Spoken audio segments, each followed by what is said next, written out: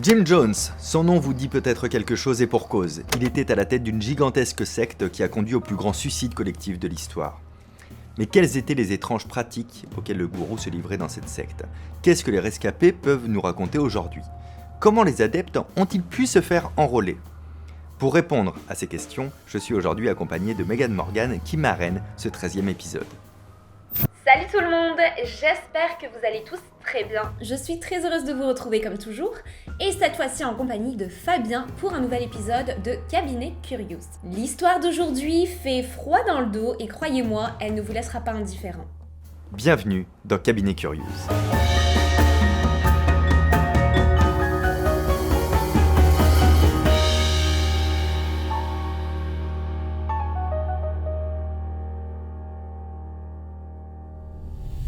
Revenons plusieurs décennies en arrière pour retracer un petit peu l'histoire de cette secte tristement célèbre. Nous sommes en 1955. Le pasteur Jim Jones fonde à Indianapolis ce qui est sûrement censé être une église, mais qui vire rapidement à la secte. La communauté se fait appeler le Temple du Peuple. Réunir le peuple noir et le peuple blanc, c'était le rêve de Jim Jones.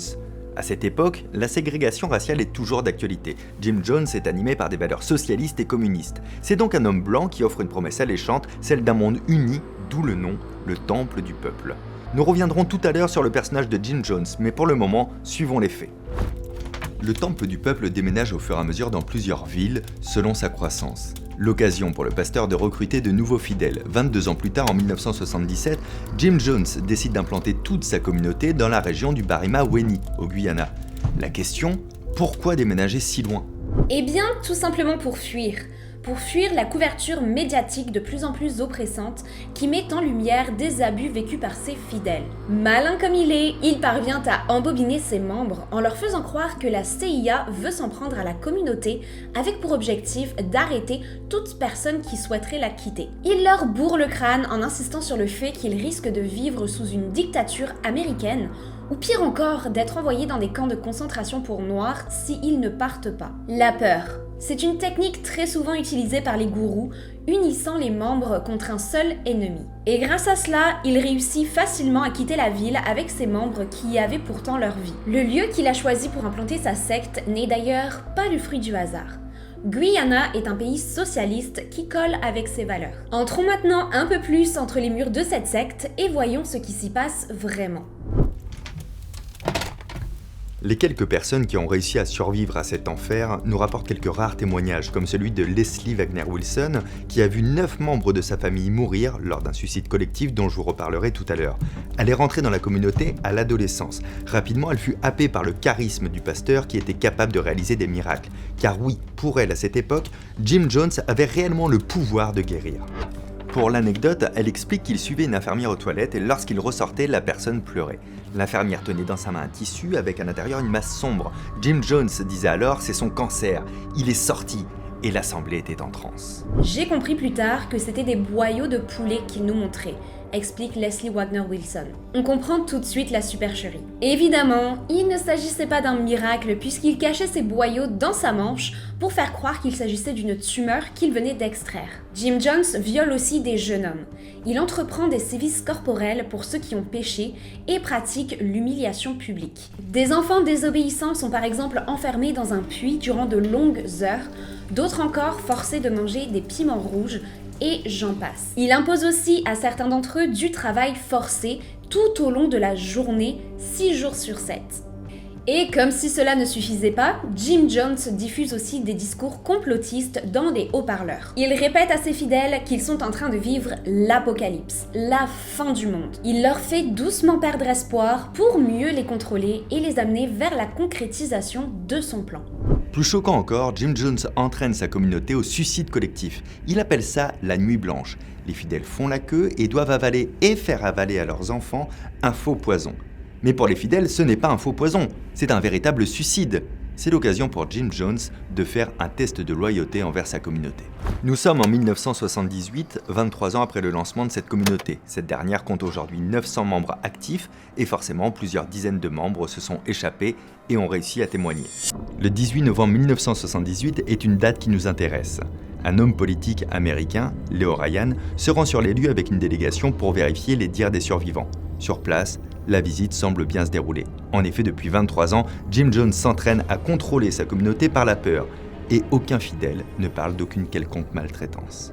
Alors que Leo Ryan et ses accompagnateurs sont sur le point de quitter le camp, un petit groupe de fidèles saisit l'opportunité qui est peut-être la dernière de leur vie en demandant de rentrer aux États-Unis avec eux. Les visiteurs comprennent alors que les membres de cette communauté sont retenus sur place par la contrainte, contrairement à ce qu'ils ont vu. Démasqués, Jim Jones et quelques hommes armés décident de tuer les visiteurs, faisant alors 5 victimes, dont le député américain. Jim comprend qu'il n'en a plus que pour quelques heures. Il rassemble ses 900 fidèles et met son plan en action en préparant le poison. Les parents sont tout d'abord forcés d'empoisonner leurs enfants, car Jim Jones considère qu'un parent qui a perdu son enfant perd en même temps sa raison de vivre. Il est donc plus facile encore pour lui de manipuler les parents dans cette fragilité. Les hurlements des personnes qui agonisent se mêlent aux applaudissements de certains fidèles. Jim Jones prend la parole et s'exprime. Arrêtez cette hystérie. Ce n'est pas ainsi que meurent les socialistes ou les communistes. Nous devons mourir avec dignité. Nous n'avons pas commis un suicide, mais un acte révolutionnaire. Certaines personnes, évidemment, essaient de s'enfuir, mais elles sont rapidement rattrapées et contraintes de boire le poison ou tuées sur le champ. Jim Jones, d'ailleurs, meurt d'une balle dans la tête. On dénombre au final environ 900 morts.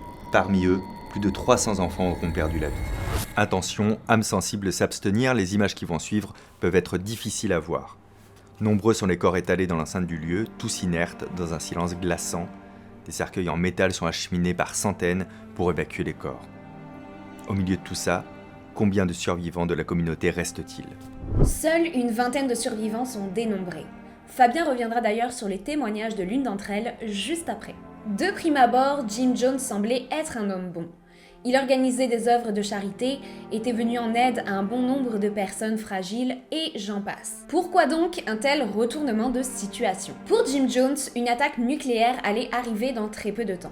Le seul moyen de s'en sortir donc était de le suivre et de lui faire confiance. Alors qu'il s'agissait d'un homme plein de bonté au service de belles causes, c'est le point de basculement lorsqu'il commence à utiliser son charisme pour assouvir ses désirs. Un homme en quête de pouvoir, tout simplement.